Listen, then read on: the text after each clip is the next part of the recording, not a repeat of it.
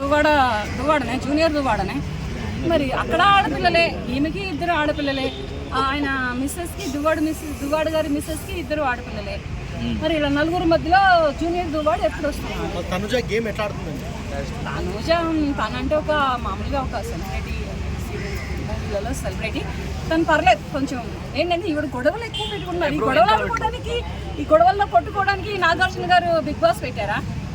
నాగార్జున గారికి పని లేక బిగ్ బాస్ పెట్టారా? లేకపోతే వీళ్ళందరినీ కలిపి ఒక హౌస్లో అరెస్ట్ చేసి వాళ్ళు ప్రెగ్నెంట్ అయ్యారు, వీళ్ళు చిలిపి పనులు చేశారు, వీళ్ళు అదయ్యారు వాళ్ళు అదయ్యారు అని చెప్పుకోవడానికి పెట్టారా? అర్థం కావట్లేదు. కానీ ఇదంతా చూస్తూ ఉండండి అంటే ప్రజలు పిచ్చి వాళ్ళు అవుతున్నారు. ఈ గేమ్ షోకి ఎడిక్ట్ అయినటువంటి ప్రజలు, యూత్ మొత్తం పిచ్చి వాళ్ళు అవుతున్నారు. వాళ్ళలో కొంతమంది యూత్ తిట్టుకుంటున్నారు, ఇంకా కొంతమంది యూత్ పిచ్చిగా చూస్తున్నారు, ఇంకా కొంతమంది యూత్ అయితే ఏంటంటే ఎందుకు పెట్టారు, వీళ్ళు ఎందుకు వచ్చారా సామె అనుకుంటున్నారు. ఇలా ఉంటున్నారు అనమాట. వేస్ట్ అసలు ఆమె లైఫే వేస్ట్.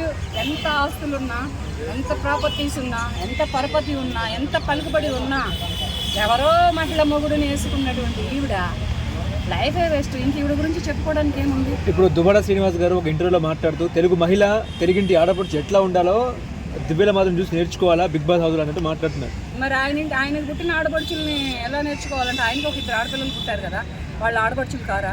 ఆయన భార్య, ఆయన ఫస్ట్ టైం మ్యారేజ్ చేసుకున్న ఒక మహిళ ఉంది కదా, ఆవిడ వేరే వాళ్ళ ఇంటి ఆడపడుచు కదా, వాళ్ళని చూసి ఏం నేర్చుకోవాలి? వాళ్ళని చూసి ఇప్పుడున్నటువంటి జనరేషను ఏ నాగరికత నేర్చుకోవాలి?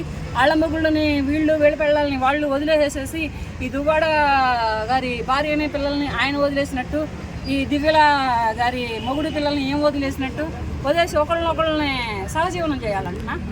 అదేనా ఆడపడుచుతనం అంటే? తెలుగింటి ఆడపడుచు అంటే దివ్యల మాధురి అదేనా?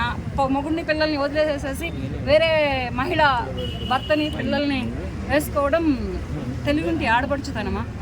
కట్టుబొట్టు చూసి అందరూ నేర్చుకోవాలంటూ మాట్లాడుతున్నారు. కట్టుబొట్టు ఏముంది, డ్రామాలు ఆడేవాళ్ళు చాలా మంది చేస్తారు.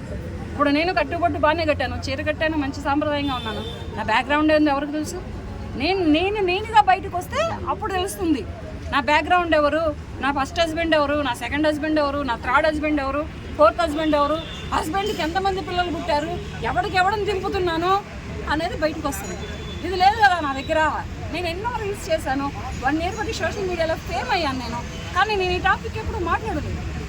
నాకు ఇంతమంది ఉన్నారు, నేను బుల్లి దివాడని దింపుతానని నేను ఎప్పుడు మాట్లాడలేదు. దానికి టైం ఉందంట బుల్లి దివాడు రావడానికి. ఇంకెక్కడ టైం? ఇంకో 40 ఏళ్ళు వచ్చినాయి, ఇంకో 60 ఏళ్ళు వచ్చినాయి. ఇంక ఈ మధ్యలో ఏం చేసుకుంటారు టైం?